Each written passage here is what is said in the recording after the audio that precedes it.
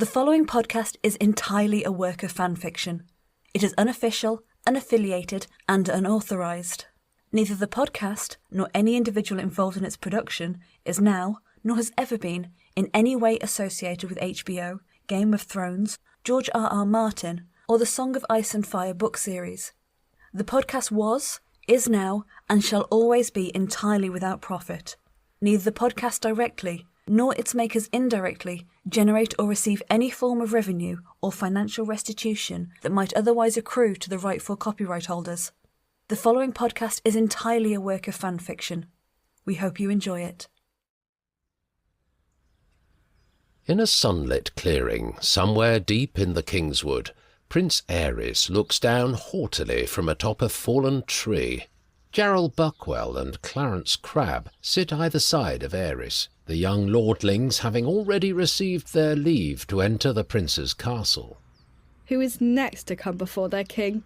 Marwyn Mooton steps forward, bowing low. Your Grace, I come before you in hopes you might hear my petition. And who are you, sir? My name is Wyndham, second son of Lord Manley. The others look to Aerys pensively, the prince narrowing his eyes at the supplicant before him. Lord Merwell has 2 sons, but neither is named Wyndham. You may not come into my castle. Guards, take him away. A pair of Targaryen household guards step forward with begrudging obedience and frog-march the impostor to the edge of the clearing, the younger of the two grumbling only for the others' hearing. Join the household guard, they said. It's a proud and fulfilling line of work, they said. The last of the supplicants approaches the fallen tree. Steffon Baratheon bows before the prince. Who's next to come before their king? Your Grace, I come before you in the hopes you might hear my petition. And who are you, sir? My name is Ronald, second son to Lord Vance. Careful, Aerys, he's trying to trick you. Shut up, Clarence. You shut up, Steffon. You have to tell us which Lord Vance you mean. Is it Lord Vance of Atranta or Lord Vance of Wayfarer's Rest? I don't have to tell you anything. That's not the rules. It doesn't matter. Lord Jack Vance has no sons, only daughters. It has to be Lord Hugo, and he has 2 sons, Roderick and Ronald. Well met, Sir Ronald. Won't you please come into my castle? Steffon bows once more and clambers up to join the others. Aerys turns to meet him, steadying himself for a blow, but Steffon confirms the prince's accuracy and takes a knee. I win again. Well played, Aerys. But that's not everybody. What about him? The boys follow Steffon's nod to the young prince's protection detail for the day. Sir Duncan the Tall lies upon a long length of rock, his hands tucked behind his head, basking happily in the summer sun. Who? Dunk the Lunk? Raising his head at the sound of his name, like a faithful hound summoned from the hearth, Duncan brushes the sun-streaked shaggy hair from his face and raises his eyebrows in question. Not him. Him. Comfortable as he is, Duncan is only too glad to be overlooked in favour of the golden-haired young boy waiting at attention beside the narrow wooden serving table, bearing 3 jugs of water, half a dozen cups, and several plates of fruit and sweet nibbles. He's just my new cupbearer. He can't play with us. Why not? It's a better game with more people anyway. Tywin, come play.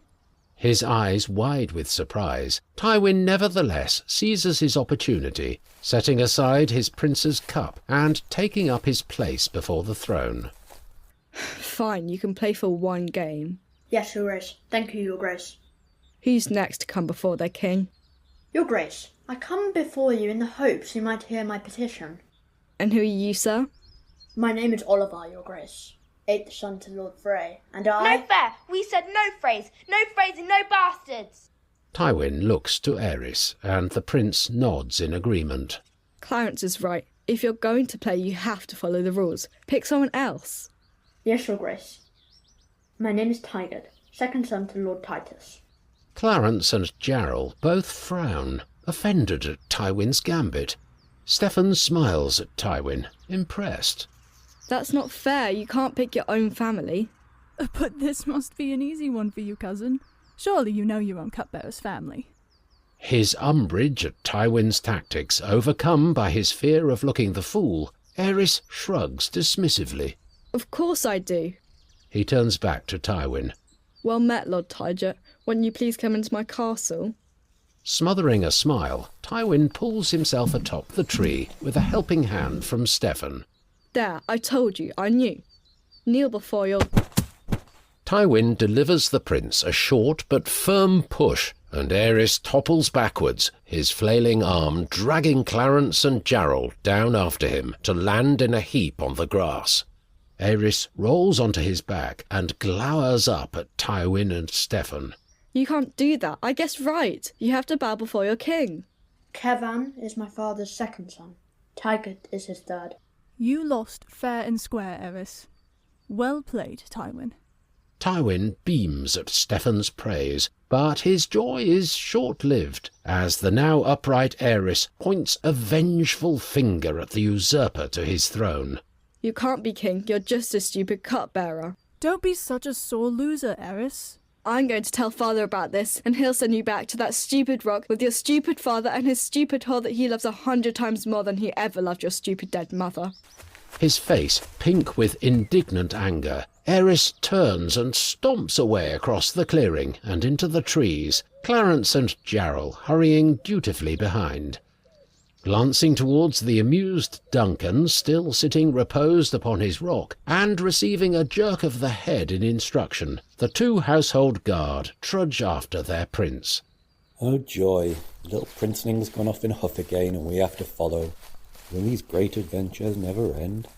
Left alone atop the tree, Steffon places a reassuring hand upon Tywin's shoulder. Don't worry. He's just like this sometimes. But he really doesn't mean any of it. Marwyn pads over, freed from the dungeons by Aerys's exit, his spirits lifted by Aerys's absence. Yeah, he threatens to have me sent away 2 or 3 times a day. Sometimes I wish he actually would. The three boys stand in silence for a moment, unsure what to do with themselves.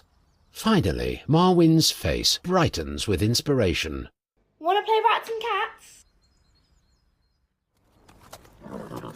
East of Antlers, west of the Isle of Faces, the escort conveying Tywin and Cersei Lannister to Harrenhal busies itself watering the weary horses for the final leg of their journey up the King's Road. Waiting out the escort's labours in the comfort of his daughter's carriage, Tywin watches the world behind the window with unseeing eyes, lost in his memories. Father? Are you ever going to talk to me? Rousing himself, Tywin turns cold green eyes upon Cersei. You want to talk? Very well. Perhaps you might begin by explaining to me what possible madness led you to go running to the Queen. The madness of love. Love for my brother. Listen to yourself. You sound as much a child as Jaime. I was woman enough when you summoned me to court to seduce the prince. Perhaps if you had spent your time doing just that rather than playing mother-daughter with the Queen, we would need not be having this conversation. How much did you tell her? Only a little. How little, exactly? I told her you had designs on Rhaegar, and that you meant to install yourself in the prince's affections. Me, but not you. I never said a word about Rhaegar and I swear. Only that you'd given up on ever mending your relationship with the king, and hoped to forge a new alliance with the prince. That pitiful coup my council staged was Rhaella's doing. I'm certain of it. Aerys would never dare move against me of his own accord. You're wrong, Father. Rhaella would never do anything like that. She's a good person. She's my friend. She's a Targaryen, Cersei. Tywin's sudden fury sends Cersei cowering as far as the suddenly cramped carriage will allow. The guard standing watch at the door peers in, but Tywin's scowl instantly deters his interest. I knew I should have put a stop to it, but I convinced myself you had more sense than Jaime, that it would take more than a morsel of flattery to make you forget your loyalties. Even when you spent the day with her, I gave you credit for finding a surer path to the sun through the mother's affections. Tywin sighs, leaning back against the wooden panelling of the carriage wall. I overestimated your readiness for this game. Perhaps I would have done better to keep you in useful ignorance, but your brother's recent show of defiance proves the error in that notion also. Cersei opens her mouth to speak, but Tywin raises a hand for silence. For the duration of our stay at Harrenhal, you may drink, you may dance, you may sit beside me in the royal box and enjoy the games, but you will not so much as glance in Prince Rhaegar's direction. Am I understood? Yes, father. But what about Jaime? Aerys cannot keep his true nature hidden indefinitely. Soon enough your brother will see him for what he truly is and come running back to the Rock. It will be your duty to welcome him home. Again, Cersei attempts to interject, and again, Tywin preempts her. Not one word, Cersei. You've proven well enough of late that knowing when and what to say is somehow beyond your already narrow skill set. The day this tourney ends, you will return to Casterly Rock and remain there until such times as I am able to conceive of a use for you more conducive to whatever talent you do possess. Given your abject failure with the prince, I imagine you shall have rather a long wait until such inspiration might strike me.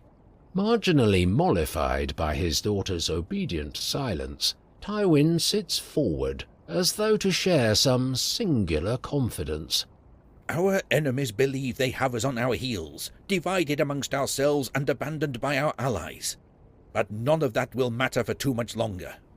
Spring is almost upon us, and a whole new world is coming with it. The next few weeks will determine precisely what that new world shall look like, and neither king, nor queen, nor 1,000 treacherous lickspittles will prevent me from securing our place in it before this tourney draws to a close. And what then? And then I shall administer to every one of those up-jumped curs that presume to snack at the lion's heels the very same lesson House Rain once learnt to their terminus. A Lannister always pays his debts.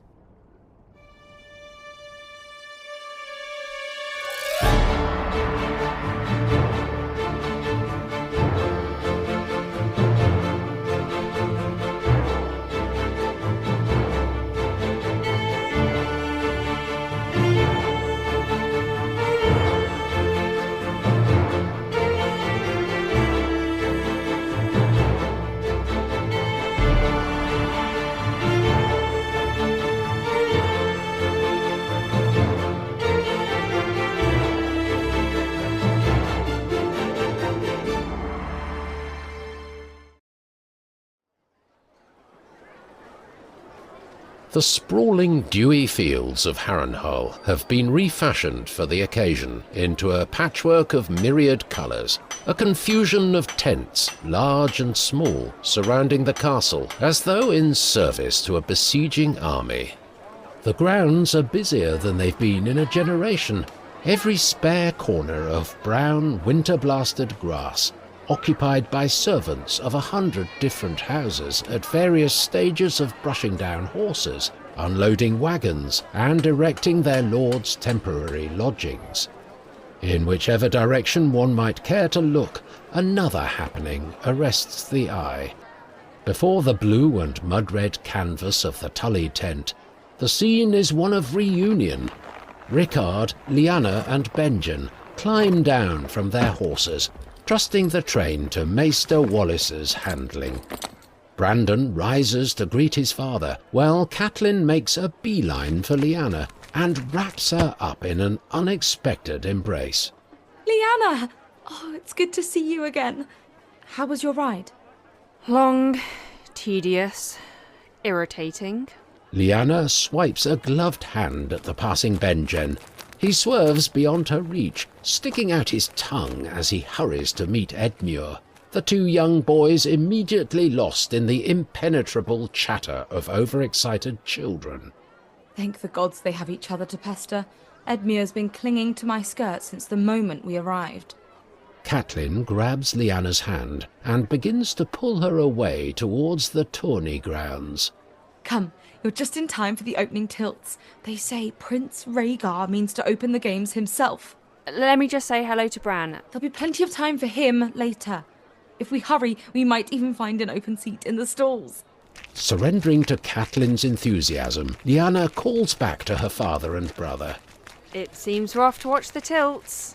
I hope you watch my own this afternoon. Catelyn hardly slows her steps, tossing a reply at Brandon over her shoulder. I expect I'll have had my fill of jousting by then. Rickard and Brandon watch the pair depart, Edmure and Benjen tagging along discreetly at their heels. Lady Catelyn doesn't seem best pleased with you. Brandon inspects his feet, his face a picture of uncharacteristic contrition. I think we'd better talk. Later. I have business with Lord Hoster that cannot wait. I'd rather put my side of things across before you do. Rickard's brow knits together, and he studies Brandon with an expression of weary apprehension. What have you done now? You don't seem as surprised as I might have hoped. I wish I could tell you it's the first time something like this has happened. He's cut men near in half before. At least one that I know of. He's more fond of telling the tale than old Nan and her blue-eyed giant named Macumber. Can I tell you, just between us girls, I actually found it rather... Catelyn cuts herself off when she and Lyanna realise Benjen and Edmure are lurking. What do you want, Benjen?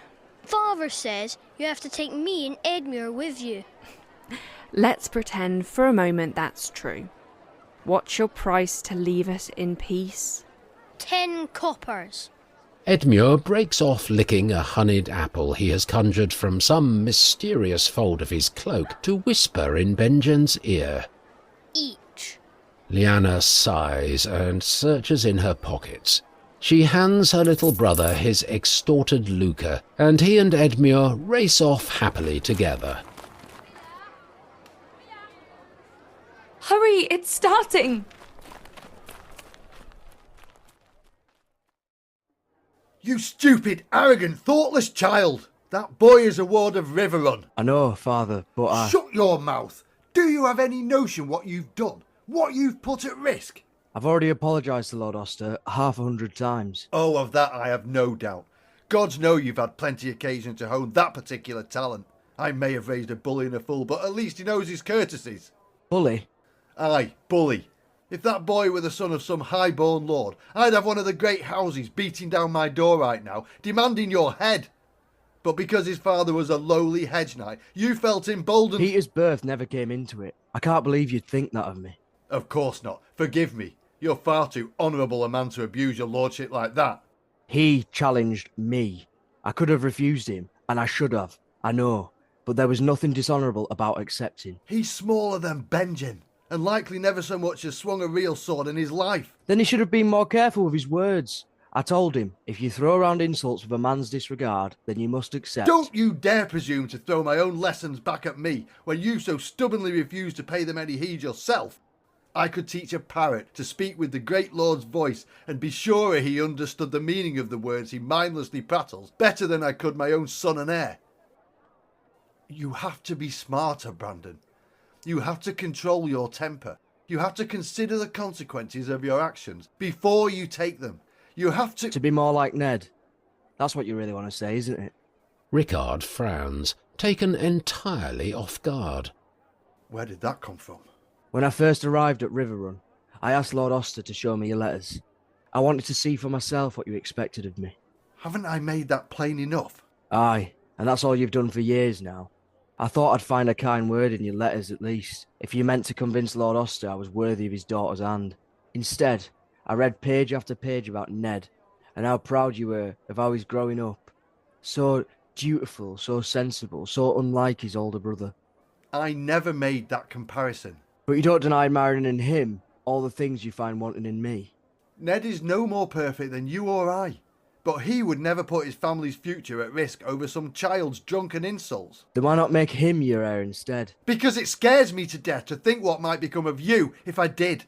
Brandon flinches as though struck, and even Rickard appears surprised at his sudden flare of anger.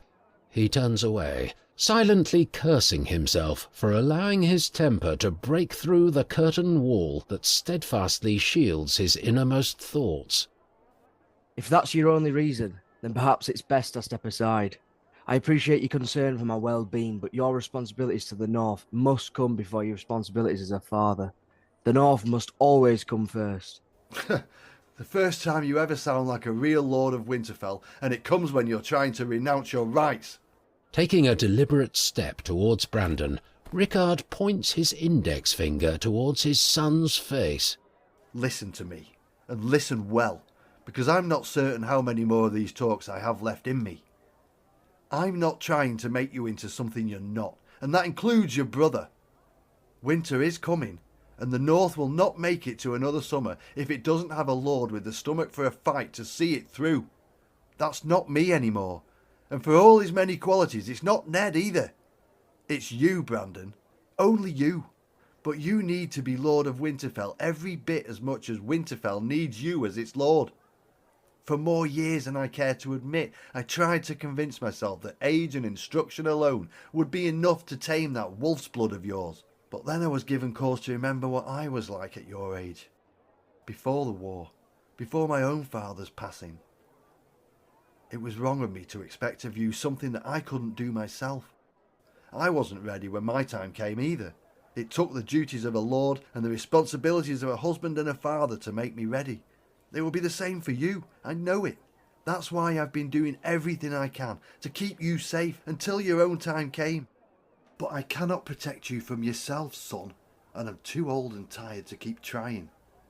Rickard turns his back on his son and walks to Hoster Tully's table to pour himself a cup of wine. Father. Go. Let us hope my long friendship with Hoster is enough to carry us through this sorry episode. In the meanwhile, make your amends with Lady Catelyn and make sure your sister doesn't get herself into any trouble. I assume I can still trust you with that much at least.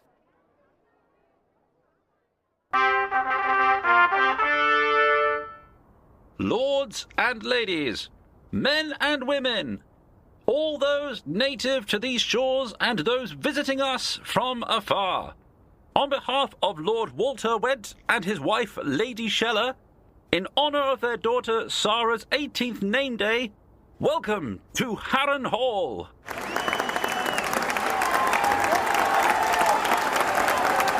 From their place of honour within the royal box, the three Wents stand and wave graciously.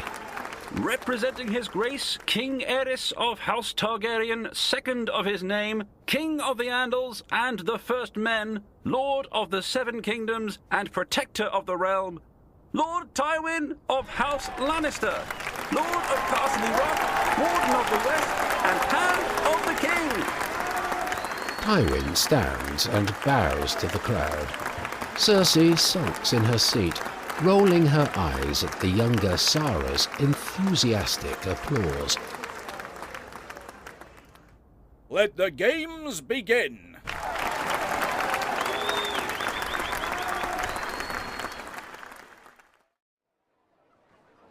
In the shadow of the viewing stalls, three brothers stand at the far fringes of the crowd, forced by the overspilling spectators to savour the coming tilts from outside the tourney grounds proper. Each brother is smaller than the last, like a trio of nesting dolls, the grey doublets they wear patterned with the twin castles of House Frey.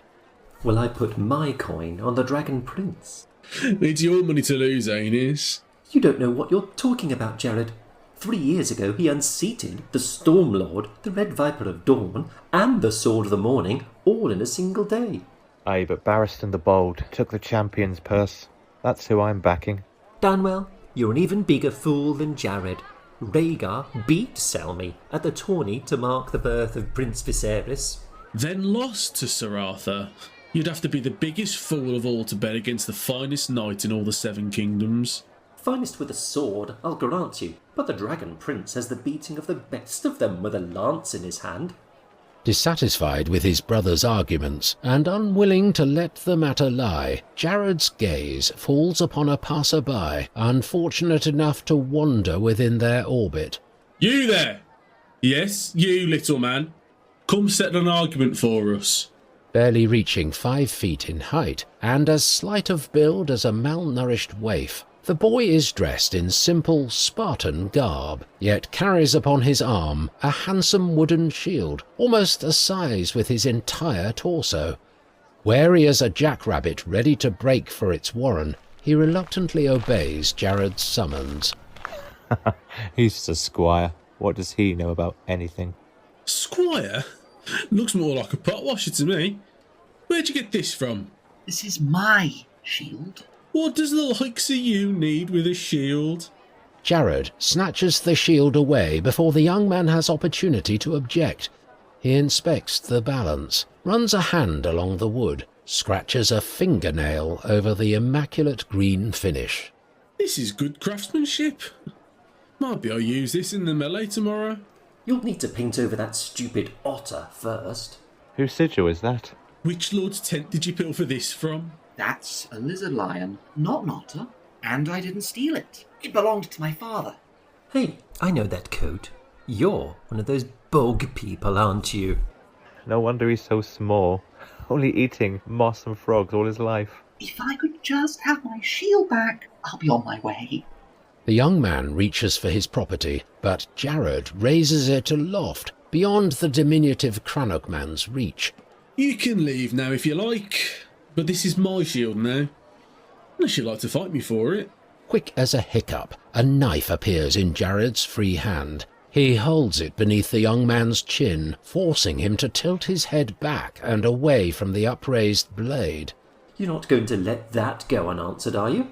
Yeah, don't they teach you about honour where you come from? I'm sure he knows a damn sight more about honour than you do, Frey. The Frey brothers turn to discover Lyanna stalking across the grass towards them. Catelyn lingers beside the tent she and Lyanna have just rounded. Her giddy excitement of only a moment ago suddenly evaporated. Lyanna, don't. A pack of weasel-faced Freys throwing their weight around, 3 against 1. Where's the honour in that? Tell me. Aenys and Danwell take a step back, their belligerence abruptly tempered, first by the confounding intercession of a slight young girl, and second by the unmistakable sigil of the direwolf snarling upon her riding leathers. This has nothing to do with you, Stark. Turn around and walk away. No? The lizard lion on that shield there tells me the boy belongs to House Reed, and House Reed is sworn to House Stark. That means my family is bound by oath to defend his from harm. Please, Lyanna, let's just go. Lyanna ignores Catelyn's entreaty, her eyes locked on Jared as he lowers his knife and returns it to his pocket, the corners of his lips turning up into a smirk near as slimy as fresh-birthed frog spawn. He ambles slowly towards Lyanna, coming so close that only the shield keeps their bodies parted. If you really wish to get rough, why don't you and I head into the woods together? I'll find us a nice quiet spot among the bushes. I'll even take you in the fashion of a wolf, if you'd prefer. Jared reaches up a hand to stroke at Lyanna's hair. She slaps it away with her right, her left balling into a fist at her side.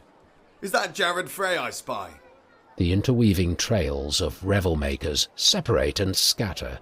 The 50 paces of open ground suddenly clears, revealing a small band of riders and their lathered, snorting mounts. Robert and Ned look down from their horses at the scene playing out beneath the viewing stalls. And unless I'm seeing Treble again, he's brought his brothers along. Robert leans over and nudges Ned in his middle. Ned, am I seeing Treble again? Not unless we both are. Then that must be Danwell and Aenys. 7 save me, how long has it been, boys?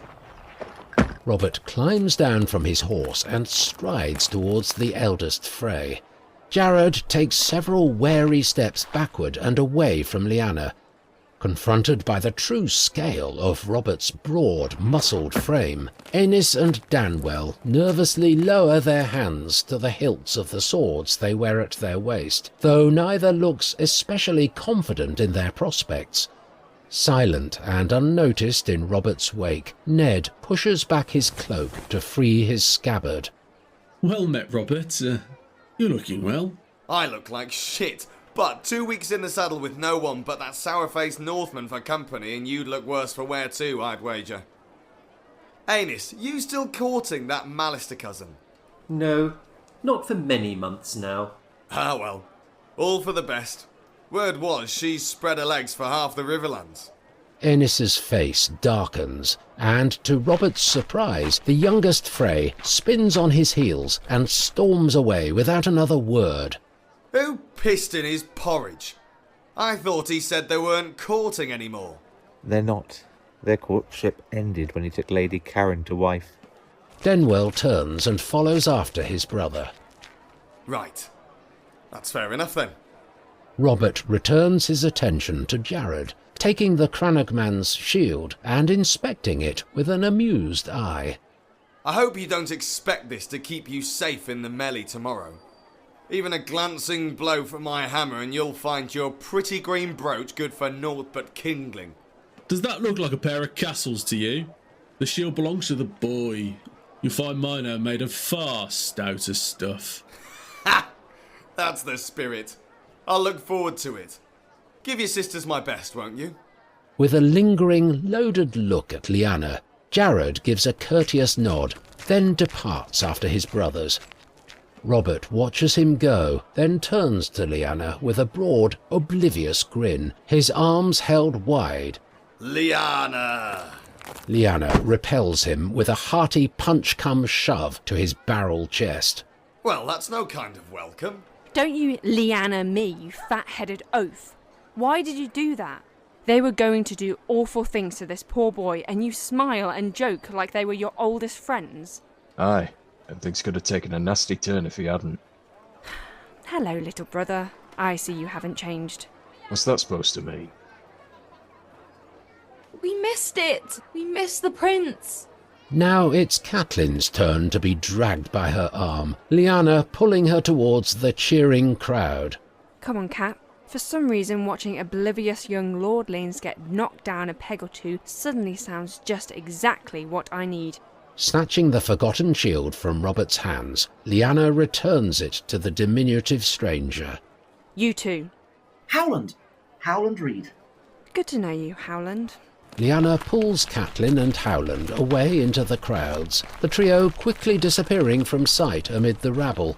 Robert turns with a wounded expression to Ned, but his friend has nothing to offer him but a weary shrug.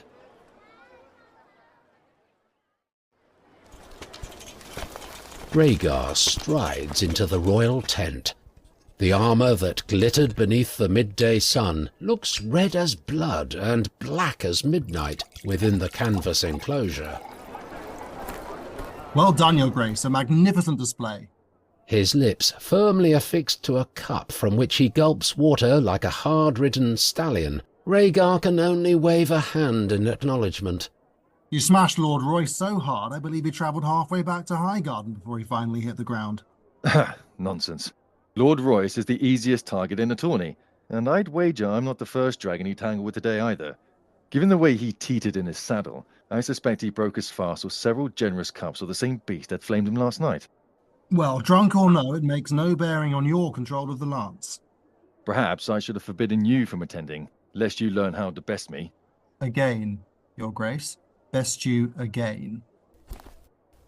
I trust you have given some thought to who you intend to crown our Queen of Love and Beauty, should you prevail in the tourney. I had not, though the young lady Wynn seems the most favourable candidate. Her father is our host after all. A generous notion, Your Grace, but no less impolitic for it. Sir Lewin only recently counselled me against affording the small folk too much credit, and, in this instance at least, I'm inclined to concede his point. Highborn intrigue spreads through the people like fire through summer brush. I'm not sure I see your meaning. When a man names a young maiden his queen, the inference is invariably made that he means to take her into his bed, or, to her greater dishonour, that he has already done so. You know how the realm loves a good scandal. I'm a married man, Barristan. That's the kind of scandal they love the most. Lady Sarah is little more than a child. All the more reason to tread carefully, Your Grace.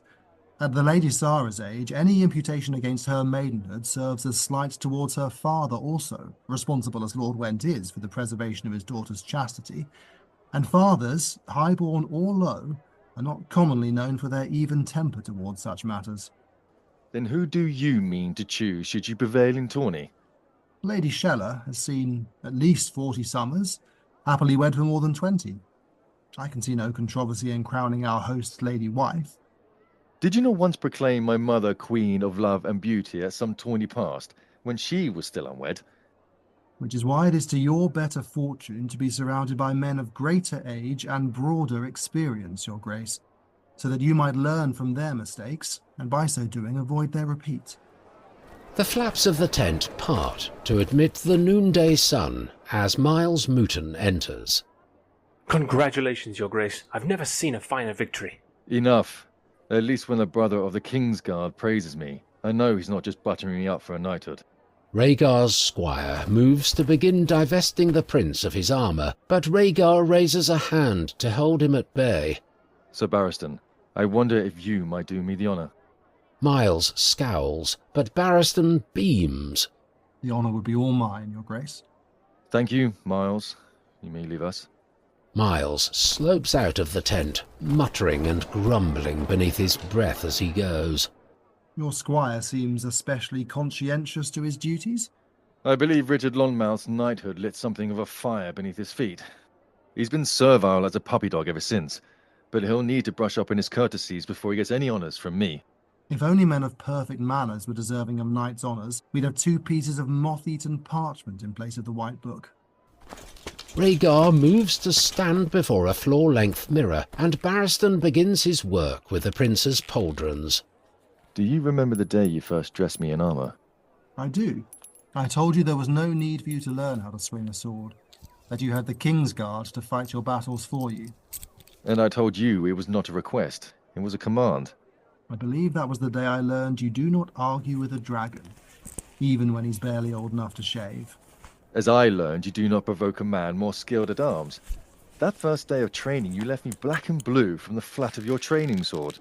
If you were determined to be a fighter, I was determined that you would be the very best you could possibly be. It might just save your life one day. While Barristan applies himself dutifully to the task at hand, Rhaegar silently studies the Kingsguard in the mirror. How long have you and I known one another, Barristan? Well, you've known me since you were old enough to know anything besides your mother's voice, and I've known you a few moons longer than that. And have you ever known me to behave irrationally? To do something on whim or fancy, without first considering its consequences? No, your grace, I can't say I have. Rhaegar raises his arms out to his side, and Barristan proceeds to work at the straps, tethering Rhaegar's breastplate to his backplate. Have you ever known me to abuse my power as prince? Have I ever given you cause to think me vain or overly preoccupied with personal glory? Barristan stops his work and studies Rhaegar's face with a knitted brow. Is something troubling you, your grace?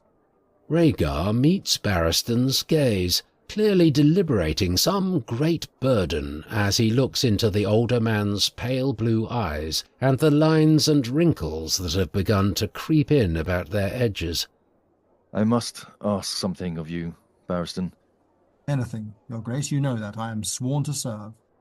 I will soon have need of that service, as I never have before. I will not lie to you. It is no small thing, which is precisely why I want only my oldest and most trusted friends beside me in this undertaking. Barristan practically flinches as the prince names him friend. You honour me, your grace, but I... You and Arthur are the 2 finest men I've ever known. You both taught me so much in my life. Your companionship, your instruction... Please, your grace. ...have made me a better man, as I know they will surely make me a better king one day. And when that day comes, I shall... Your grace, stop. Please, stop. Whatever you were about to tell me, I am not deserving of your trust. There's no one in all the world more deserving, Barristan, or more honourable. Every word of praise you speak is like a barb into my heart, your grace. If you only knew... If I only knew what? It's not something I'm proud to confess, your grace. I'd have hoped, after all I've said, you would know there's no possible way you could lose my esteem. Speak plainly, please. Barristan runs his hands over the gauntlet he holds, suddenly and curiously preoccupied by the swirls of fire embossed across the coloured steel. When I asked Sir Jaime to ride with the King's Guard, the invitation was not my own. It came from the King. Your father approached the Lord Commander first, but Sir Gerald did not feel comfortable with the subterfuge and so declined on grounds of honour. I should have known better than to break from his example, but I could not see how my vows permitted me any option but to obey my king. I don't understand. What deception did my father command of you? No deception as such, Your Grace. He commanded only that I do what I was able to flatter the boy's youthful vanity, to make plain my admiration for his swordsmanship and speak with enthusiasm on how high he might rise at court. As high as a knight of the realm, in fact. The lad's bravery is in no way qualified by my falseness, Your Grace. He earned his knighthood, and in more honourable circumstances than some I might name. Barristan sets the gauntlet aside. He crosses his wrists behind his back, squaring his shoulders at full attention. I will accept, without complaint, whatever consequences you consider fit, Your Grace. Rhaegar reflexively raises a finger to trace along the thin white scar beneath his eye. He considers the knight for a long moment, then places a hand upon his shoulder. Your pretense with Jaime does not reflect half so much on your honour as does your honesty with me. You're not angry with me, Your Grace? No, not angry. Disappointed, perhaps, as our mothers are wont to say. A man should not speak through both sides of his mouth, nor should a knight, and a white cloak least of all. All three must live by code, I grant you, but tell me this. When a knight swears his service to his lord, what words does the lord speak back? I vow that you shall always have a place by my hearth, and meat and mead at my table. And pledge to ask no service that might bring you into dishonour. Not all vows are made equal, Sir Barristan, but nor too are all kings. Blinking away burgeoning tears, Barristan nods gratefully. Thank you, Your Grace. I do not deserve your forgiveness, but I do appreciate your kindness. Barristan reaches for Rhaegar's cuisses, but the prince takes a step backwards. I think perhaps I did Miles a disservice. He is my squire after all. Wounded, Barristan nevertheless makes a brave face of his dismissal. Of course, Your Grace. I shall fetch young Lord Miles at once. Barristan moves to depart, but pauses at the tent's entrance. Your Grace, this service you would ask of me. Rhaegar glances briefly over his shoulder, opens his mouth as though to speak, then turns back to the mirror. That will be all for now, Sir Barristan. Thank you. The old knight nods, wanting to press the issue, but unsure how to reach beyond the wall of cool courtesy suddenly appeared between them. He bows low to Rhaegar's back. The prince's attention returned once more to his reflection. As you command, Your Grace.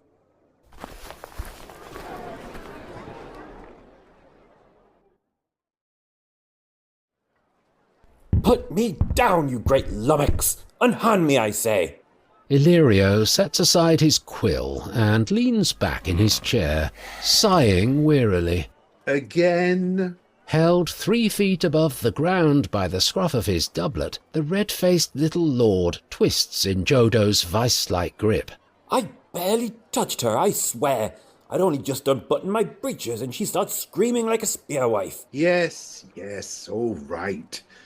Set him down, Jodo. Jodo does as he's bid. Once the lordling's feet are firmly planted on the plushness of Illyrio's exquisitely woven Milanese rug, he tries his best to muster what little dignity might remain to him, smoothing his hair and casting a supercilious glare toward the magister, his imperious manner undermined somewhat by the anxious glances he casts towards the Pentoshi behemoth at his back. I paid good coin for that girl. I can assure you we shall see you well compensated for your inconvenience. Jodo, tell Janice and Kiara to remove themselves from the rotation. I want our friend here to receive their utmost and undivided attention. I'm not paying double. You're not paying at all, my good man. And if you can agree to keep this unpleasantness within these 4 walls, I see no reason why you should ever need pay again. The lordling considers these terms carefully. He appears inclined to push his luck, but the sound of Jodo shifting his weight impatiently soon resolves his mind. He nods in agreement. Wonderful. Jodo, if you would be so kind. The lordling does not wait for the Pentosh's escort and scarpers at haste from the room. Lumbering through the open door, Jodo steps aside with a deference that belies his stature to admit the arriving Varys and departs. Well, well, who is this fair stranger that stands upon my humble threshold? Does this mean you and I are friends once more? Varys takes a seat across the desk from the Magister. That depends entirely on you, and whatever other secrets you might be keeping from me. I made no secret of my ambitions, Varys. No, only the means by which you conspired to achieve them, and the part our queen has to play in abetting such. Illyrio reaches into a drawer of his desk and produces a bundle of parchment. I pray to whichever gods may be listening that I am mistaken, but I do believe you may just have damned us all. He hands it to Varys, drawing the eunuch's attention to the three-headed dragon affixed in wax to the topmost page. Come, dear doomsayer, and see what my wicked machinations have wrought us. A royal charter? Those papers confer upon me the exclusive right to supply House Targaryen all the weapons, armour, and attendant conveyances necessary for the defence and protection of the Crown's lands and holdings. But you haven't the first idea how to forge weapons. None of us is perfect, my friend. But when men are bound together in common cause, all our individual shortcomings find their solution in the combined capabilities of the collective. Each man giving aid according to his means, each man taking aid according to his needs. Illyrio stands and begins to stroll slowly about the room, his hands clasped behind his back. Every town and village in the Seven Kingdoms boasts at least one smith expert in all things steel, but not one among them possesses the requisite capital, nor the manpower to produce goods enough to fulfill an order half so large as the Crown's. With the Queen's authority, I will bring those lonely artisans together within a single operation, rather than a motley assemblage of equipment varying in both quality and cost. House Targaryen will take delivery of swords, shields, and spears, all crafted to identical specifications and supplied at a pace and price made possible only by the efficiencies of mass production. Varys looks up from the stack of parchment and levels an expression of wry cynicism at his ambling friend. Why do I sense this utopian ideal of cooperation between competitors shall prove more lucrative for some than it does others? My contractors will be compensated appropriately for their labours. You need have no concern on that score. Of course, given the attendant start-up costs and taking into account the generous discount astutely negotiated by Her Grace, it may be some time before the margin of profit progresses beyond the perilously thin, preventing me from spreading the wealth quite so liberally as I would prefer. As Varys sifts through one page after another, incredulous at their content, Illyrio regards his friend with a satisfied grin. You can admit you're impressed, you know. You have my word I shan't think any less of you. Oh, certainly I'm impressed. Impressed at your timing. How so?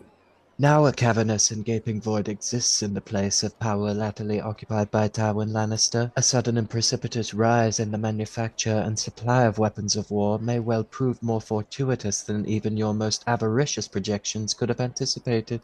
Must we always be so determinedly dramatic? You said yourself, Tywin is diminished, not defeated. Back in Myr, I once had occasion to speak with a priest of the Red God on the doom of old Valyria. We've all heard 1,000 different theories as to what caused the catastrophe, of course, but for whatever reason his has lingered most in my mind. He was of the opinion that some terrible fate must have befallen the firemasters charged with tending the 14 flames. Whether through sorcery or simply a deeper understanding of the elements than we possess today, the masters ruled those fires as a kennel master does a pack of hunting dogs. When they were all gone, murdered, exiled, vanished into the ether, who can ever say? The secrets of their order went with them, and before too long the 14 flames burned so angry they tore the land asunder and sunk beneath the sea, the greatest civilization the world has ever known. If the Queen should succeed in whatever ill ambitions she harbours towards Lord Tywin, then sooner or later this realm will bleed. For all his many faults, Tywin Lannister has proven himself a steadying hand upon the tiller of the Seven Kingdoms for nearly 20 years of unparalleled peace and prosperity. By the end of the first day without Tywin's oversight, Aerys has sworn to serve fire and blood to one of House Targaryen's most stalwart supporters. I admit the king's sudden call to arms came as no little surprise, but it was only to be expected once we loosened his shackles. Once you and the Queen loosened his shackles, I'll take no credit for any of this. I prefer to keep my hands clean of the chaos to come. Then at the very least have the graciousness to apportion Rhaella her fit and proper share. The history books are meticulous in recounting every facile utterance hag kings have ever spewed forth. But when a queen forswears her own happiness to prevent the realm being torn asunder, the maesters cannot spare the ink for so much as a footnote. If Joanna Lannister had remained at court, it would only have been a matter of time before Aerys took his pleasure of her, as he had done every other lady to pass through court, since he discovered the worm between his legs had other uses besides passing water. You talk with such trepidation of some conjectural conflict to come, yet were it not for Rhaella's selflessness all these years ago, you and I would now be standing amid the ash and bone of a country decimated by dragon and lion both. Rhaella's selflessness strikes me as passingly similar to your own as regards this mercantile revolution you're so determined to propagate, which is to say entirely in service to her own ambition. I can only hope that unlike your own, those ambitions are in no way made more profitable by greater bloodshed. You're looking at this from entirely the wrong perspective, my friend. Rhaella has not created a void, she has created a vacancy. If you prove yourself as useful to the Queen in Tywin's absence as you did in his humbling, there's no reason why you too should not benefit from her largesse. Do you really think you happened upon Rhaella and I by happenstance? Where else could I be more certain of meeting you than the quarters of the King's Hand? Tell me, did you summon the courage to sit in Tywin's chair, or was simply picturing the sight sufficient to satisfy your ambitions? I have no designs upon Tywin's seat. Let us indulge for a moment in the pretense that you truly believe as such. It strikes me that your ambitions matter far less than your obligations. The mind positively quivers at the mental contortions to come. Whether you would accept the credit or not, you were instrumental in upsetting the balance of power that has steadied this kingdom since Aerys' ascension. While I do not share in your bleak auguries for what's to come, if you are so certain that the king will bring Westeros to rack and ruin if left unchecked, then it seems to me you have a responsibility, nay, a duty, to assume for yourself the burden of enacting those checks and balances that were so unceremoniously stripped from Tywin Lannister. Alas, such influence far exceeds the remit of a mere master of whispers. But not that of the King's Hand. Is that your meaning? Gracious, no. You're far too principled a man to serve a king towards whose character and competency you hold such little regard. Illyrio lowers himself back into his chair, steepling his hands over the enormous hump of his belly. Then again, who's to say it need be Aerys you serve? What are you suggesting, Illyrio? I thought you and I were done with secrets. I claim possession of no privileged insight, nor private confidences, only a robust appreciation for a fellow player of singular talents. You underestimated Queen Rhaella once, and whether this side of the narrow sea or the other, Those gods to whom you so recently appealed oft make mockery of the man that insists upon making the same mistake twice. If only you'd been there to see the look on his face, Harlan. The great Tywin Lannister, his mouth hanging agape like the village simpleton, as all his years of scheming came circling about to shaft him in his pompous golden backside. It was glorious. I had hoped that would be an end to the Lord Hand's grasp on our king, but it seems a lifetime of whispers echo long in the ear. This march on Duskendale is beyond foolhardy, and I have to believe Aerys would never have indulged its exercise were he not determined to prove himself free of Lannister fetters.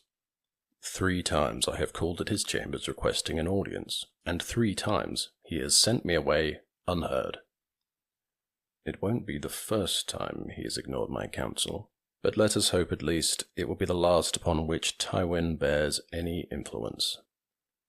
Perhaps if I can just hold him steady through this coming storm, he will pass on to peaceful seas and learn to stand on his own 2 feet, as the man he was always meant to be. As to your care, I mean to head down into the city to search down a maester before I depart. With Pycelle sequestering himself to quarters, I thought to send to the Citadel for a temporary replacement, but as yet have received no word in reply. I can only hope that before long... Speak the stranger's name. Only a fool would speak that name in this company. What is your business here? Oh, sorry, I didn't mean...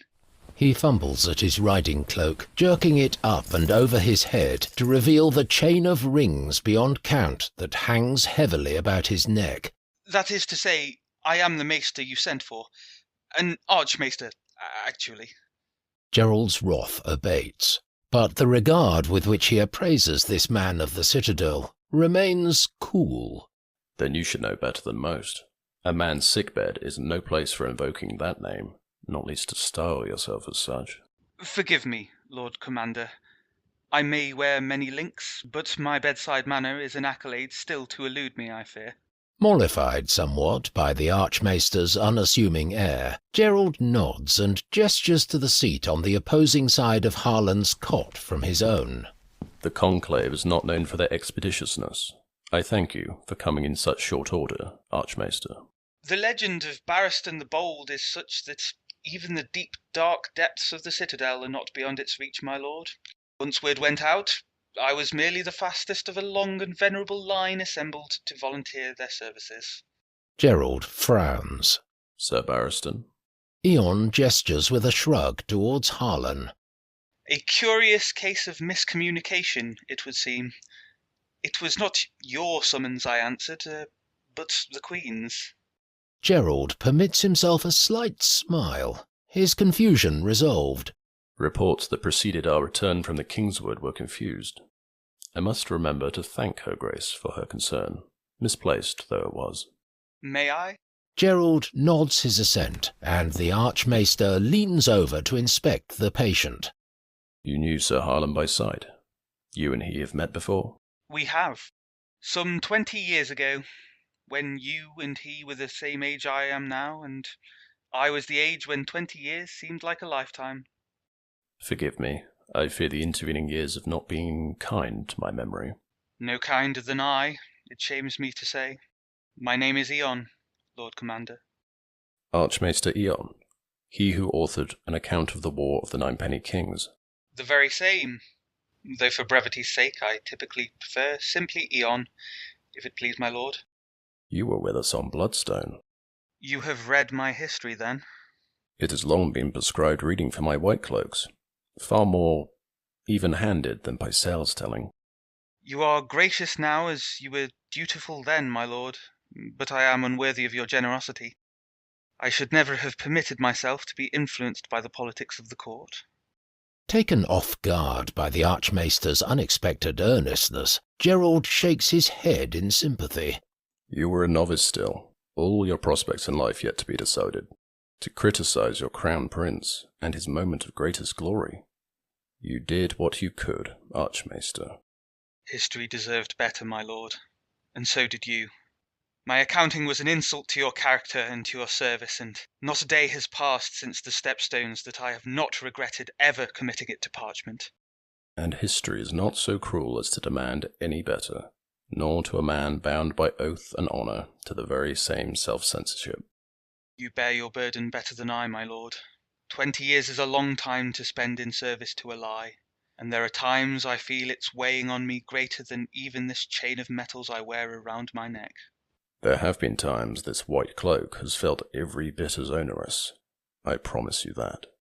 It is no easy thing to stand by in silence as a man climbs high in this world upon the rubble of your own reputation. To think something so simple as a single book could condemn a man to suffer such indignities, especially so a book that no one has ever read. Perhaps one day I will have an opportunity to set things aright, and show the world my true account of what occurred that day, before Pycelle intervened on his master's behalf. If it brings any comfort, Archmaester, your ledger is written black with me. Thank you, Lord Commander. At least now you understand why I was so eager to come in haste and offer my expertise. Eon returns his attention to Harlan. I must say it feels wonderful to relieve oneself of a debt so long outstanding. I can only hope I might find some way to settle up with Sir Barristan to similar satisfaction. Gerald blinks at Eon, his confusion plain. I'm not sure I even recall you mentioning him by name in your history. Yes, exactly that. The colour slowly drains from Eon's face as he registers Gerald's quizzical expression. I assumed after so many years, has Sir Barristan truly kept his own counsel all this time? Gerald's congenital distaste for the garrulous transforms his look of querulousness to one of impatience. Eon's eyes flit towards the door with a jackrabbit's fancy, but rather than indulge his first and fiercest instinct, the Archmaester instead sighs and slumps his shoulders in resignation. I think perhaps we'd best be seated.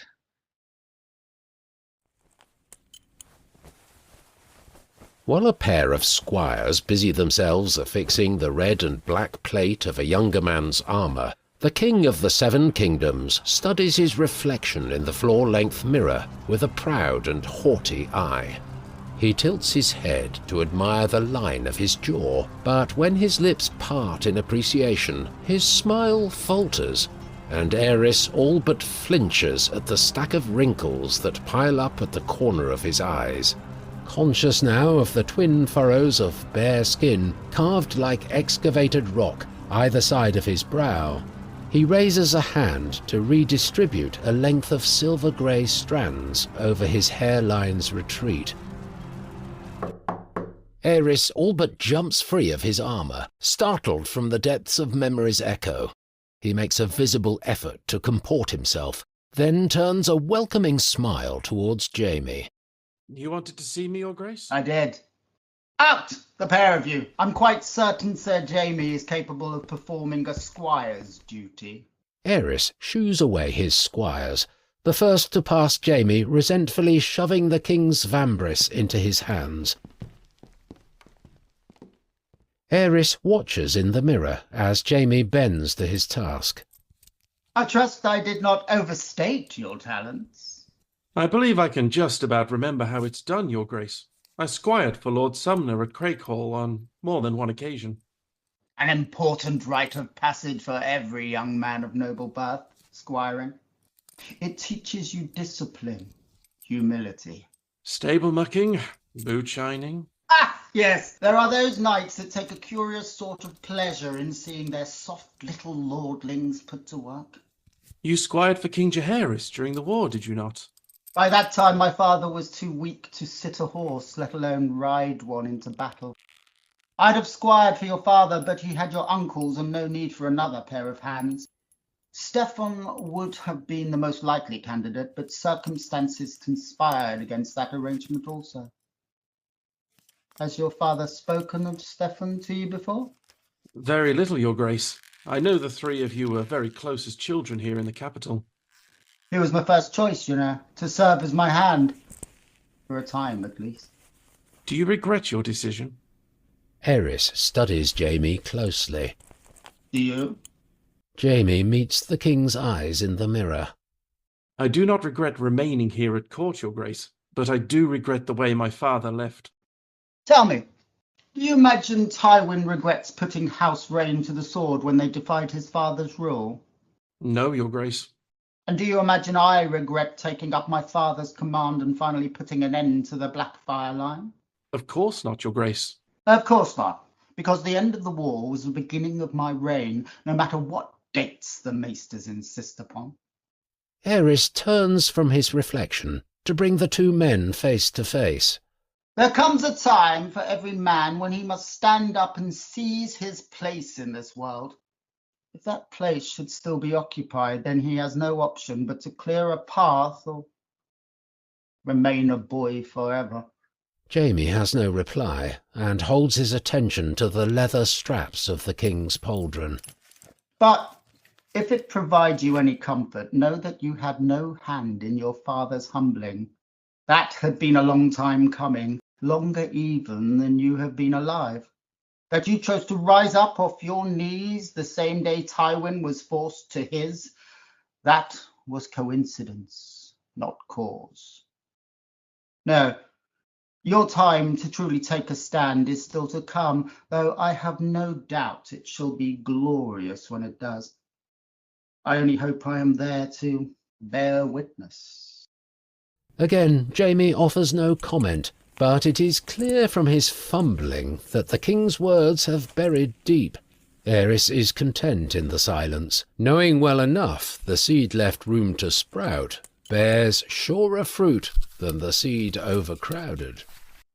There we are, your grace. The last strap buckled, Jaime takes a step aside to admit Aerys a full view of himself. He nods as though in confirmation. Fits as well as the first day I wore it. He turns about, seeming to swell with surety, as though drawing confidence directly from the dragons that adorn his plate. It's been too long since I felt cool steel against my skin, excepting that damned throne, of course. Word about the keep is that you march on Duskendale within the week. We, said Jaime. We march on Duskendale within the week. Your grace? You're going to serve in my personal detail. Unless you'd rather remain here. Jaime blinks, mouth agape. I don't know what to say, your grace. Don't act as though I'm the one doing you the kindness. Any man capable of walking upright can find a place in the rank and file of my army. But when it comes to my own protection, I want nothing but the bravest and most skilled swordsman at my side. Aerys faces Jaime, raises a hand to rest upon his shoulder. Your father was my second choice then. You are my first choice now. Jaime visibly swells with pride. It would be my honour, your grace. Wonderful. Come, I have something to show you. Aerys moves to the large table that dominates the room, laying his hands upon the long case of polished wood set aside from the general clutter. Elaborate carvings of dragons in flight decorate the lid, the golden clasp that closes the case, crafted in the form of another pair of dragons, their long bodies coiled around one another like mating serpents. Inside the case, laid upon a bed of velvet, rests a castle-forged broadsword. Aerys removes the blade and holds it out for Jaime's inspection. This is the sword I carried into battle upon the stepstones. I slew Malus the Monstrous in single combat and ended the War of the Ninepenny Kings with one stroke of this sword. It's not Valyrian steel. Aerys smiles like the proud tutor of a precocious student. No, this is a fine blade, castle forged and true, but common steel all the same. In the stories, it's always said that Aegon the Conqueror wielded a sword forged in the Valyrian fashion. Blackfire, it was called. Aegon's sister wife, Visenya, wielded another named Dark Sister. The first was lost in Essos, the second beyond the wall, both carried off by bastards. A shame, no doubt, yet I have always been of the mind that a weapon's worth is determined by its usage, not by its origins. A fine blade, your grace. I'm glad you approve. It would make a poor gift if you didn't. Once again, Jaime is struck dumb. As he realizes the king's meaning, his eyes grow wide in surprise. Your grace, I don't know what to say. You honour me, truly, but I cannot possibly accept. You can, and you will. Your king commands it. Jaime looks at the blade appreciatively, but the ghost of a frown haunts his expression. Is aught amiss, Sir Jaime? Forgive me, it's only the sword I carry now. It was a gift from my father. Ah, yes, that gold-gilded absurdity he had fashioned for your 12th name day. He had the swordsmith shipped over from Bravos, if I recall correctly. I'm surprised you remember, your grace. How could I not? The Red Keep was abuzz for weeks with the tale of your father's extravagance. A golden sword for the little golden lion cub. How wonderfully self-aggrandizing. A shadow of faint pique flits across Jaime's face, there 1 second and gone the next, but lingering long enough for Aerys to catch it. You cannot believe Tywin ever meant for his gift to be swung in anger, surely. It was made to be admired and envied at tourneys and tilts and ceremonial occasions, not carried onto an actual battlefield. You don't expect Lord Darkling to take up arms against the throne, do you, your grace? I'm offering you my sword, not because I believe you'll need it, but because I believe you've earned it. Children play with shiny toys. Men fight with naked steel. You proved yourself once when you fought alongside the White Brothers in the Kingswood. A knighthood was your reward. You proved yourself a second time when you defied your father's orders and refused to return to the Rock. And this... Aerys reaches down and gently fingers the end of the sword he holds at his waist. This is your reward. Jaime's eyes run along its rigid length, with a look almost sensual in its slowness, his gaze coming to rest at its tip, where he finds the king's own watching him with no less covetousness. He accepts Aerys's offering, then lowers himself to one knee and bows his head. It would be my honour to bear your sword, your grace. Grinning broadly, Aerys draws Jaime upright and claps him on the shoulders. You've made an old man very happy, sir. Now, go and make whatever preparations you must. We ride for Duskendale 2 days hence. Yes, your grace. Thank you, your grace. Jaime bows once more and exits, practically floating over the polished stone floor. Aerys watches him go, then turns back to the mirror. He raises his hand and inspects the tiny red dot left by the sword's soft kiss.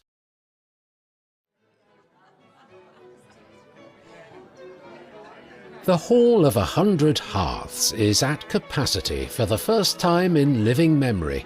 The warmth generated by the pack of bodies so formidable that barely a third of the eponymous fireplaces have been called upon to ward off the night's bracing chill.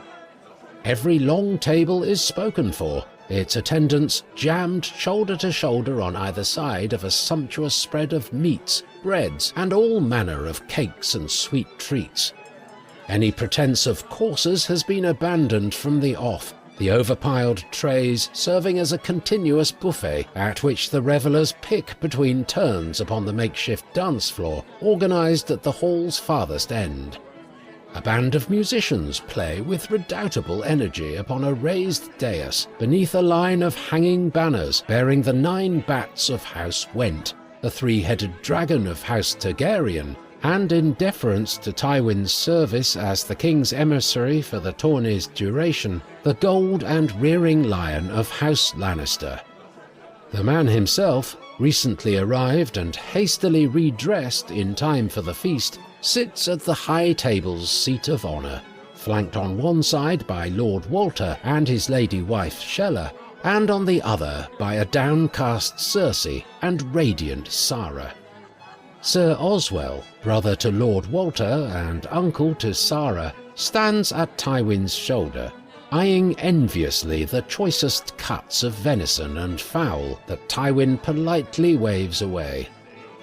At the table occupied by the Stark and Tully households sit Lyanna, Catelyn, Edmure and Benjen, while Ned and Howland Reed chat amiably across from them, Rickard and Hoster standing apart in idle conference.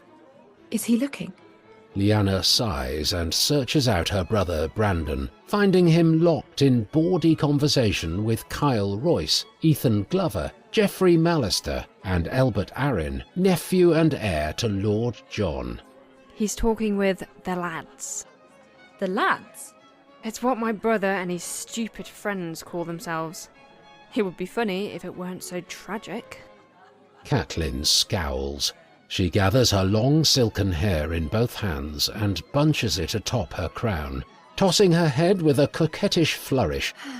She frees the auburn mane to cascade down about her shoulders. What about now? Now he's arm wrestling Ethan Glover. Damn you, Brandon Stark! What sort of game are you playing? If you want his attention so badly, why didn't you attend his joust this afternoon? Perhaps that's why he doesn't care to look at you. Because I'm still angry with him for what he did to poor Peter. The thing you told me you actually found. Lyanna! Catelyn gestures at Benjen and Edmure. Lyanna shakes her head despairingly. They're 10, Catelyn. You could describe your wedding night from Isle to Afterglow, and they'd still be none the wiser. That's not true. I know what a moonblood is. Edmure! Oh, I know what that is. Brandon says that's what makes you both act foolish. That's wolf's blood, Benjen. Then what's moonblood? Edmure leans over and whispers in Benjen's ear, the colour slowly draining from the youngest Stark's face. Dismissing the boys from mind with a roll of her eyes, Catelyn leans in closer to Lyanna to ensure her confidences remain as such. Do you ever picture it? Your wedding night, I mean. Lyanna searches out Robert, finding him 5 tables away, holding court among the high towers, endeavouring with stubborn gaiety to lead the young men of Old Town in a chorus of The Bear and the Maiden Fair. Lyanna watches as her betrothed raises his arms aloft and growls in ursine imitation, sloshing his ale as though this particular bear were haphazardly and inefficiently watering a collection of flower boxes. It's almost too magical to contemplate. I do. I picture the whole ceremony. The dress I'll wear, how I'll style my hair, the flowers I'll carry. It's all I've ever dreamed of since I was a little girl. I feel truly terrible for that little girl if my brother was the extent of her imagination. Oh, I never thought I'd marry a northerner. You have such queer traditions up there. Will I really have to say my vows to a tree, do you think? You say your vows before a heart tree to each other. The weirwood is just a witness. Will you insist upon a northern wedding? Or will you have a Stormland ceremony to please Robert? The sword or the axe, asked the executioner. What? Northern, I expect. My father has yet to inform me of the details. With the charitable heart of a man well on his way to marry, Hoster sweeps an expansive arm about the room, his face flushed and beaming. Look about you, my friend. Can you recall the last time you saw the realm gathered together like this? Aye, the last night of the war. Is it possible we were ever so young as our own heirs are now? They look upon the faces of their families, for all their personal preoccupations, still positively resplendent with all the brightness and beauty of vigorous youth, as yet undiminished by the traumas and truths of bitter experience. The second to last night of the war, most likely. We only spent a few hours on Bloodstone, but every one of us was aged like leather by the time we left that bastard rock. I'd be there still if it weren't for you. A pile of bones picked clean by the carrion birds. Enough of that. Against Hoster's protests, Rickard confiscates his cup. And of this, I think. We need to keep our wits about us, tonight of all nights. Rickard searches for somewhere to dispose of the cup and finds a convenient solution in the passing Robert. Robert accepts the drink without question, pouring it into his own cup and tossing the empty aside without breaking his staggering yet bullish stride towards the Dornish table. Steffon was glorious that day. Old Lord Ormond would have been proud to see it. No doubt he would, but given the choice, I'd wager he'd rather Steffon never step foot within 100 leagues of a battlefield. Hoster follows Rickard's eyeline to Brandon, and then to Ned, the latter chuckling as he helps Howland to his feet, the young Cranagman teetering drunkenly while mopping at his latest cup spilled across his woolen doublet. Such was ever the way between fathers and sons. But we cannot protect our children forever, however hard you're determined to try. You name them children. I name them the nights of summer, green as grass and savvy as fresh-birthed foals. They're not ready, Hoster. No, they're not. But then neither were we, and look at everything we've built. Feeling himself begrudgingly sobered by the maudlin turn the conversation has taken, Hoster summons a half-hearted smile of encouragement. When that time comes, we'll be handing off a better world than our fathers left to us. Of that much you and John have made certain, and they won't have to fight a war to keep it either. Rickard makes no reply at first. The brooding disquiet, characteristic of all Stark men, his only response. Hoster is set to press his point when an unlikely hand claps him on the back. Hoster Tully, you old knave, you! It's been far too long, old friend. Hoster and Rickard exchange a look of startled befuddlement at Tywin's cheery greeting. Well met, Lord Tywin. And if it isn't Shagger Stark, how's the cold white north been treating you? Like I carried off its maiden daughter. Ha! There's the old gallows humour I remember from the front lines. Rickard and Hoster glance at one another, no less perplexed than had a string of sausages sidled up and begun reciting old Valyrian rhyming couplets in immaculate metre. We were just talking about the war, funnily enough. My ears must have been burning from across the hall. I'd wager the warrior himself would delight to hear the stories we could tell. Indeed, my lord. You and I shall have to find the time to reminisce someday. A splendid idea. Shall we say my tent noon tomorrow? Tywin does not wait for an answer. Marvellous. I'm overcome with anticipation already. He nods his farewell to Rickard, delivers Hoster another pat upon the back, and departs for the high table, smiling all the while. Lords Stark and Tully look to one another, no less befuddled than when the conversation began. What the fuck was that? Rickard catches the eye of Ned, his middle son eyeing him with raised eyebrows. Did he just call you Shagger? Shaggy Stark, he called me. I wore my hair long and wild in my youth. Ned's further probing is interrupted by the arrival of Brandon back to table. He sits himself beside his little brother, and Ned moves to refill his cup. To Ned's surprise, Brandon turns the cup on its head, preventing the pour. 2 is plenty. You sure? It's not every day you unseat a brother of the King's Guard. I have to be in my best behaviour in front of the old guard. Ned follows Brandon's eyes to Rickard and Hoster. Surreptitiously pulling a small drinking flask just beyond the top of his breeches pocket, Brandon winks mischievously. Well, almost my best. Ned, there's someone I'd like you to meet. Turning on their bench, Ned and Brandon find Robert standing over them. He steps aside, revealing behind his prodigious frame a tall, willowy young woman dressed in the silver and purple of House Dane. Her long hair falls free about her shoulders to frame her porcelain-fragile features in striking contrast, like the wild black streak of a raven's wings against a sun-bleached sky.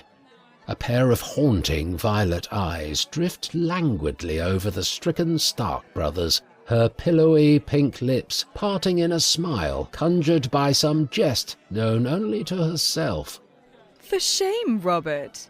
You didn't tell me your friend was half so dashing as this.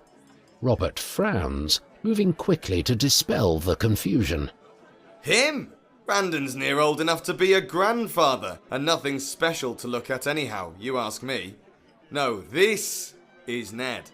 Ned, this is Lady Ashara, daughter to the late Lord Aemor Dane.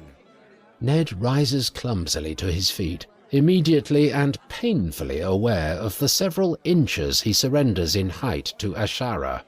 And sister to Sir Arthur, who watches us from across the hall while endeavouring in vain to pretend otherwise.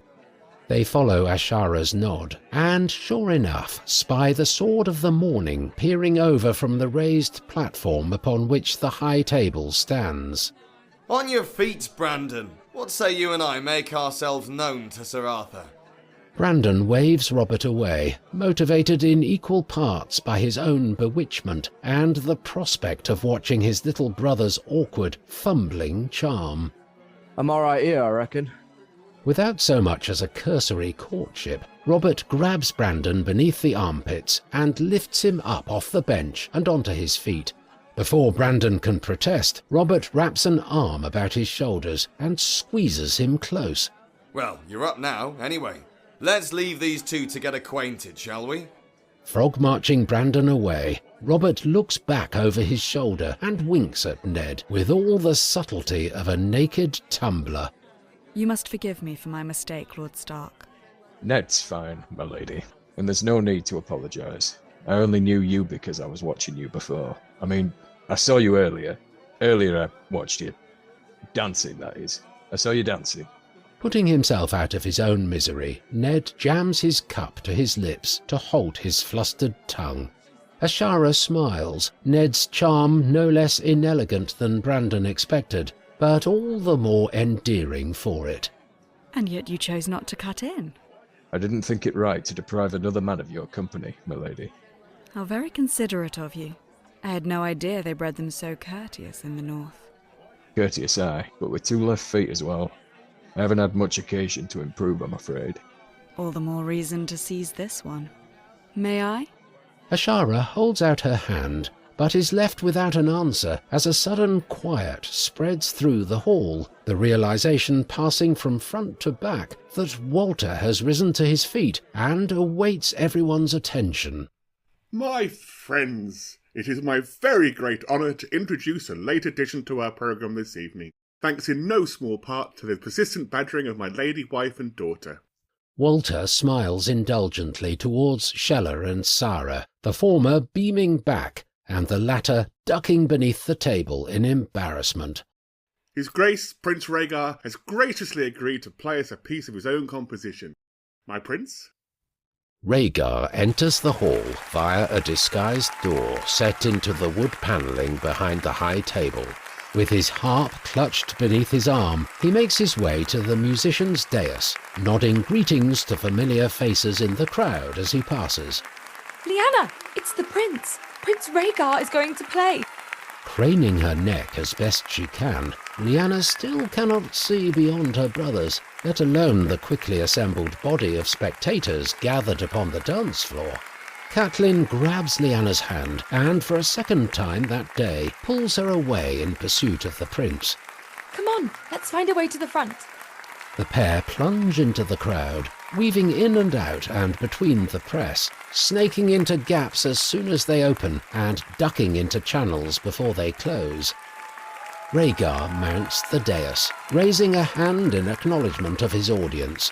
A tremor of excitement ripples through the crowd, and in the clamour, Catelyn loses her grip on Lyanna's wrist.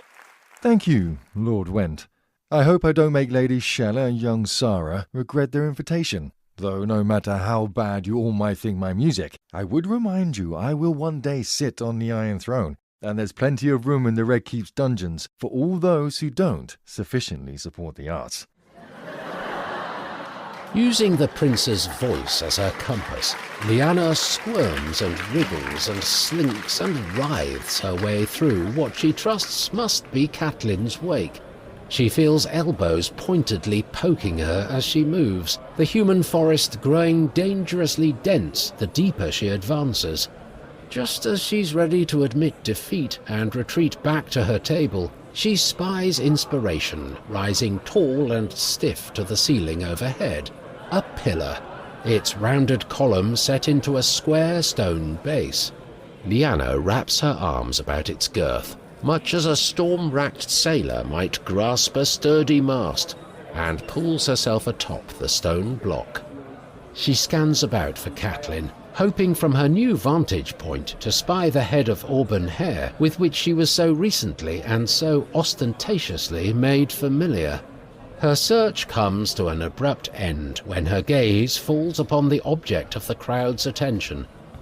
As though struck by a bolt from the heavens, Lyanna watches in wide-eyed wonder as Rhaegar begins to play. The night is cold, oh winter's cold, ice and snow, and maiden blush. The songs he sings tomorrow calls, sadness and sorrow, and maiden hush, binding the blue from stem to flower. Raven call and raven coo, broken word and broken tower. Away, away, the bell of winter cries towards his promised morrow. Away, away, the bell of winter sighs, where only shadows dare to follow.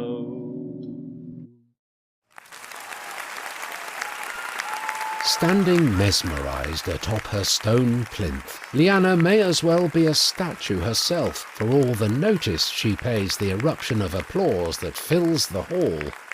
When she blinks, the film of tears that turned her world soft and shimmering spills over her lashes and trace twin trails beneath the flushed pink of her freckled cheeks. She takes a breath and realizes with an astonished second that for some time past she has entirely forgotten to breathe. Are you crying? Lyanna looks down at the smirking Benjen, emboldened by the half-cup of wine he has pilfered from a neighbouring table, Edmure hovering at his side. She waves him away and looks back towards Rhaegar, frowning at the score of young maidens darting like fish through an overlarge net in their haste to reach the prince. She clambers hastily down from the pillar. Edmure, look. Lyanna's crying. Are you on your moonblood? Benjen and Edmure watch confounded as Lyanna brushes past without comment, moving through the dispersing crowd as though drawn by some undeniable vortex. They follow at her heel, shadowing the steps that carry her closer and closer to the circle of silk and lace that shields Rhaegar from view. Just as Lyanna comes within touching distance of its outer ring, a sudden figure, lithe and golden, intercedes across her path. Hello. Lyanna frowns, shrugging her incomprehension at this abrupt and ill-timed introduction. Hi. You're Lyanna Stark. I saw you from across the hall. Cersei narrows her eyes at Lyanna, much as a lepidopterist might inspect an unexpectedly colourful curio. You're prettier up close. It's the eyes, I think. Cersei glances over her shoulder at the scrum of admirers screening the prince, then leans in as though she and Lyanna were old friends, sharing secrets. Such a pity. I can't see how you'll ever get close enough for him to notice. I know you. You're Cersei Lannister, the Hand's daughter. Cersei looks down at Benjen, receiving his interjection with a look that could curdle milk fresh from the udder. That's my little brother. I see. You're even shorter than they say. I'm not short. I'm 10. You should meet Howland. He's twice our age, but he's even shorter than Benjen. I'm taller than you. At the mention of the name, Lyanna realizes Benjen and Edmure are absent their charge. Benjen, where's Howland? I told you to stay close to him. He drank too much wine and wanted to lie down. I think he went back to the tent. Lyanna scans about the room frantically, her worst fears confirmed when she notices 3 brothers conspicuous by their absence from the table occupied by House Frey. Who's Howland? Lyanna casts a last forlorn glance over Cersei's shoulder at the giggling coterie assembled about Rhaegar and turns to depart, pausing just long enough to snatch the cup from Benjen's hand and pour its contents over his head. How's that for Moonblood? You had one job, Benjen. One! Lyanna thrusts the empty cup into Edmure's arms and hurries with purpose towards the hall's double-doored exit, snatching up a knife from the nearest table as she passes. Can I not have one meal in peace without you hectoring, woman? Stannis and Selyse sit at supper in the solar of their apartments. The hour is late, Renly long since dispatched to bed. Robert the dog lays his head in Selyse's lap, looking up at her with imploring eyes with every forkful she navigates to her mouth.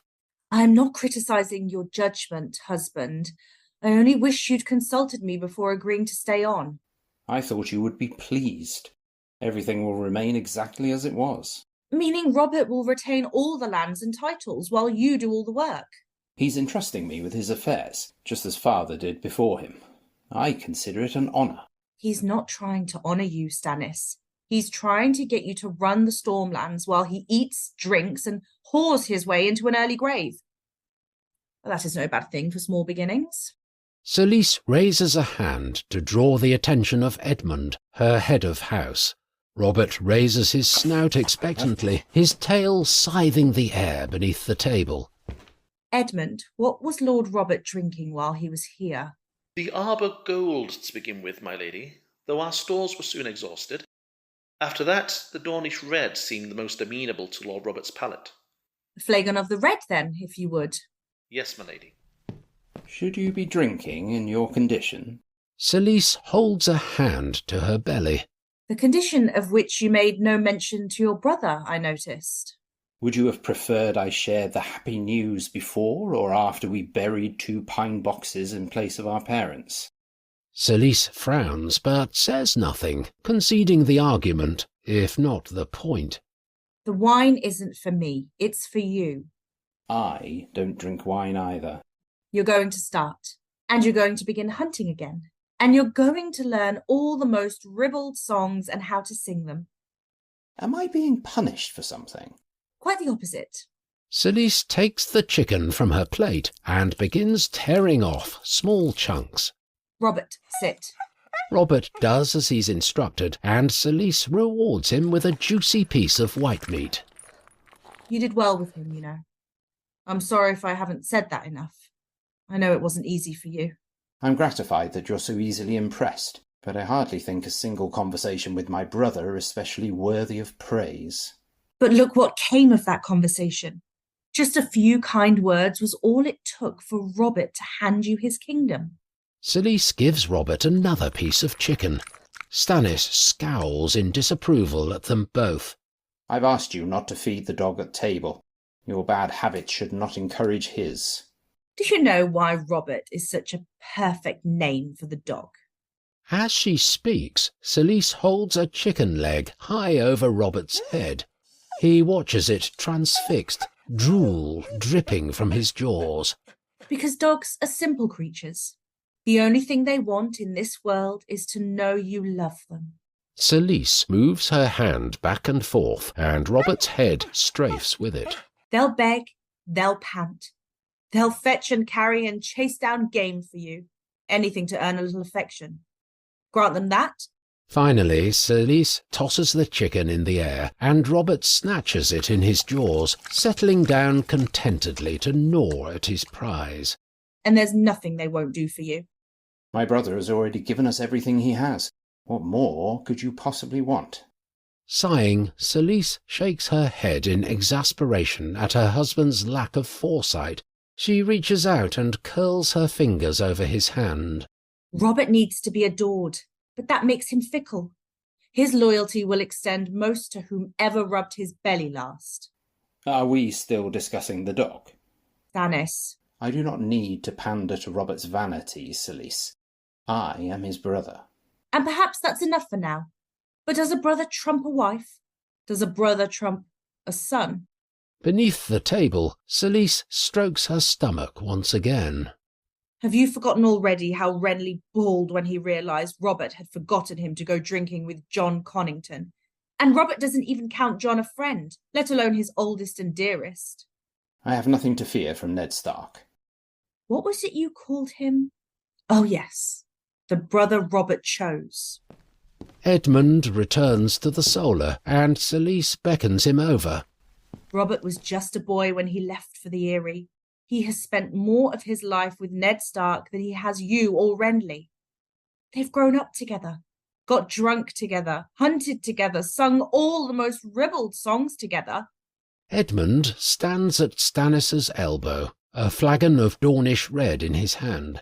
Stannis considers his wife for a long moment, then looks down to find Robert's head in his lap, the dog's muzzle smearing chicken grease along the thigh of his master's breeches. Pour the damned wine. Edmund does as he's bid. Celise pats her husband's arm, smiling in encouragement. And fetch Don O'Noy. Tell him to bring those plans my father had drawn up for Robert's name day.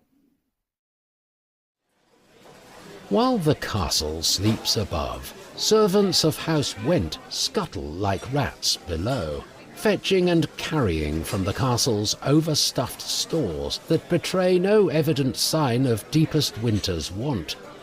If any should pause in their industry to make note of the unfamiliar presence briefly spied descending the twisting stone staircase, none care to pass comment.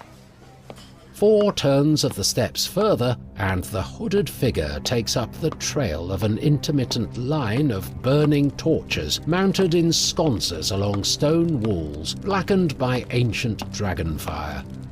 The rough-hewn corridor slopes down into the darkness, the incline increasing as the stone gives way to rock and rock to compacted soil. Turning right, then left, then right again, the tunnels wind like wormholes through the chalky brown dirt 200 feet beneath the fields of Harrenhal. Passing through the last pool of torchlight, the figure navigates carefully across a floor of brittle roots, reaching up like grasping hands to claw at the cold, stale air. Ahead, a small blossom of flame burns to one side of an oaken door set into the tunnel's end, and to the other stands a shadowed statue, the fire fingering at the edges of his armour, a film of yellow and orange dancing over the burnished steel. The statue shifts, a hand falling to the hilt of the sword belted at its waist. Who goes there? Forgive me, I must have lost my way. I only meant to take a stroll about the gardens. Oswell relaxes his sword hand and moves it to the door's wrought iron handle. Pushing back his hood, Rickard steps forward so the King's Guard might see his face. Well met, Lord Stark. Did you have any trouble finding us? I know this place can seem like a rabbit warren. No trouble. Your brother gave good directions. I suggested we hang some signs along the tunnels to keep anyone from getting lost. Turn right for the secret meeting and so forth. Walter thought they might be a bit of a giveaway. Rickard does not share the knight's good humour and lets the jape pass without comment. Am I the last to arrive? By my count, you're the last that we're expecting, so I certainly hope so, my lord.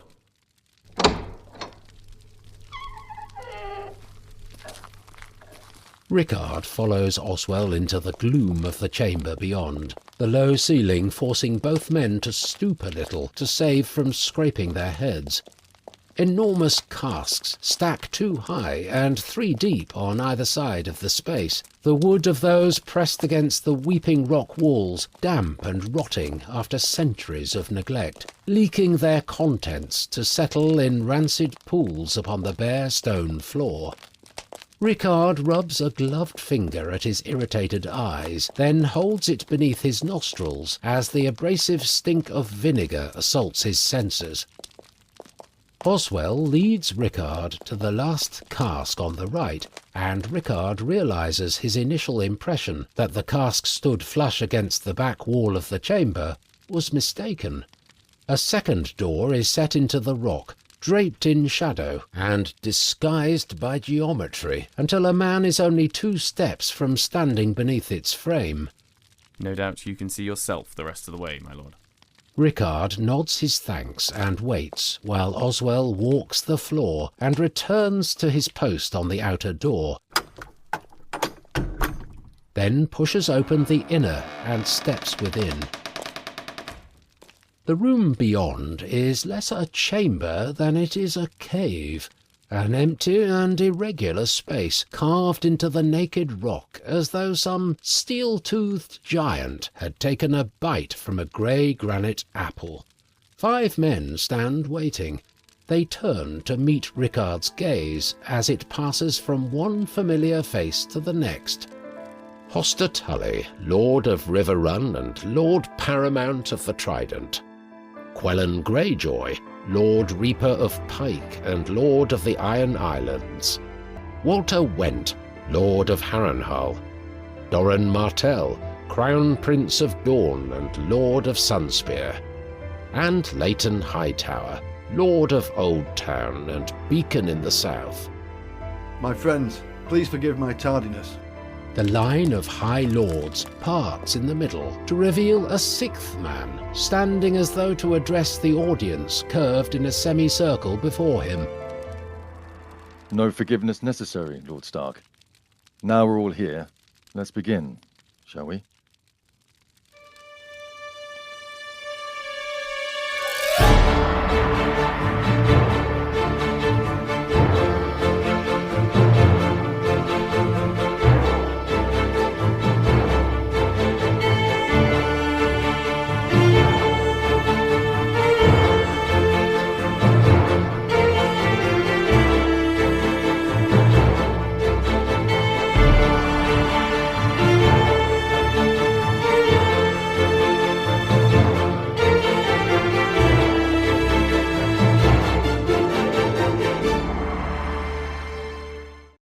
The preceding podcast was entirely a work of fanfiction.